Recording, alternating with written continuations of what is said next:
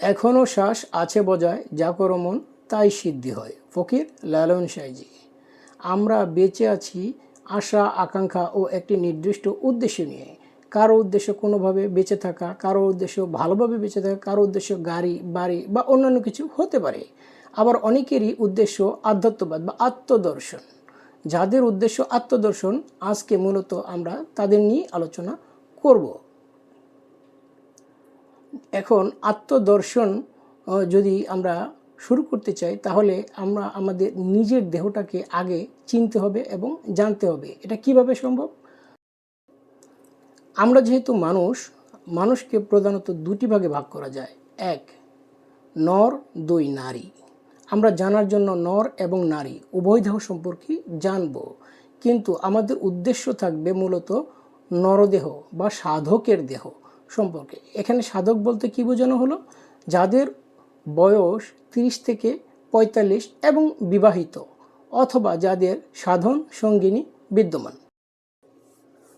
জানো না মন খালে বিলে থাকে না মিন, জল শুকিলে কি হবে আর বাধাল দিলে, মোহনা সুখ না থাকে। ফকির লালন সাইজি। একজন সাধকের সাধনে যতটুকু অগ্রগামিতা হয় তা মূলত 30 থেকে 45 বছরের মধ্যেই হয়ে থাকে।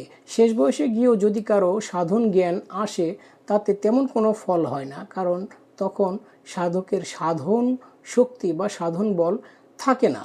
প্রত্যেকটি দিনের যেমন 3টি অংশ থাকে, সকাল, দুপুর এবং বিকেল, ঠিক তেমনি প্রত্যেকটি মানুষের জীবনও 3টি সময় বিদ্যমান: শিশু, যৌবন এবং বৃদ্ধ। সাধক শ্রেণীর যত লোক রয়েছে, তারা মূলত যৌবনকালটাকে কাজে লাগায়। যৌবনের সময়টুকু নির্দিষ্ট এবং একটি নির্দিষ্ট সময়ের জন্যই আসে। এই ক্ষমতাও খুব সীমিত। এই ক্ষমতাটাকে সাধকগণ বিশেষ কৌশল বলে মৃত্যুর আগ পর্যন্ত ধরে রাখার চেষ্টা করে।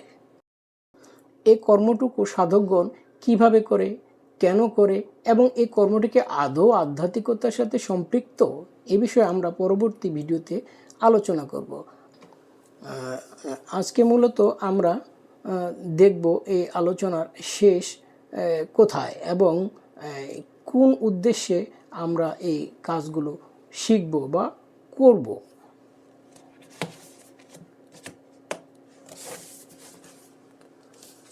এই যে আমার সামনে একটি বই দেখতে পাচ্ছেন, বিন্দু সাধন, আত্মদর্শন, আত্মতত্ত্ব, দেহতত্ত্ব। এটি আমারই লেখা একটি বই।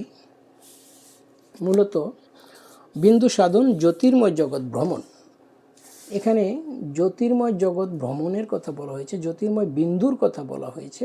এই জ্যোতির্ময় বিন্দুকে ধরতে হলে আমাদেরকে জলময় বিন্দুকে আগে ধরতে হবে। এই জলময় বিন্দুকে ধরার জন্যই মূলত আজকে এই ভিডিওটি।